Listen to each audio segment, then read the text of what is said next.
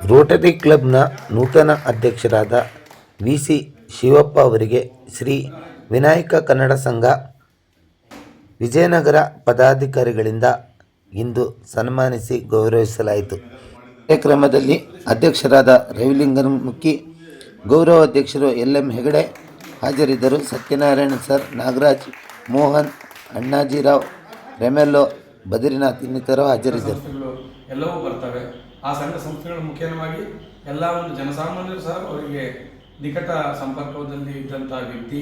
ಇವತ್ತು ಸೋಷಿಯಲ್ ಸರ್ವಿಸಲ್ಲಿ ಈಗ ನಿವೃತ್ತ ಆದ ನಂತರ ಹೀಗೆ ಸೋಷಿಯಲ್ ಸರ್ವಿಸಲ್ಲಿ ತೊಡ್ಕೊಂಡಿದ್ರು. ಅವರೀಗ ರೋಟರಿಯಲ್ಲಿ ರೋಟರಿಯ ಅಧ್ಯಕ್ಷ ಕಾರ್ಯನಿರ್ವಹಿಸ್ತಾರೆ. ಅವರು ಇನ್ನೂ ಹೆಚ್ಚಿನ ರೀತಿಯ ಒಂದು ಸಾಮಾಜಿಕ ಸೇವೆಯನ್ನು ಮಾಡಲಿ, ಸಮಾಜಮುಖಿಯಾಗಿ ಅವರು ತೊಡಗಿಸ್ಕೊಳ್ಳಿ ಅಂತೇಳಿ ಆರೈಕೆ ಮಾಡ್ತಾ ಈ ಒಂದು ಸಂದರ್ಭದಲ್ಲಿ ನಮ್ಮ ಆತ್ಮೀಯ ಎಲ್ಲ ಸ್ನೇಹಿತರ ಬಳಗದ ನಮ್ಮ ಕಂಪ್ಯೂಟರ್ ರೊಮೆಲ್ಲೋ ಸರ್ ಅವರು ಒಂದೆರಡು ಮಾತಾಡಬೇಕು.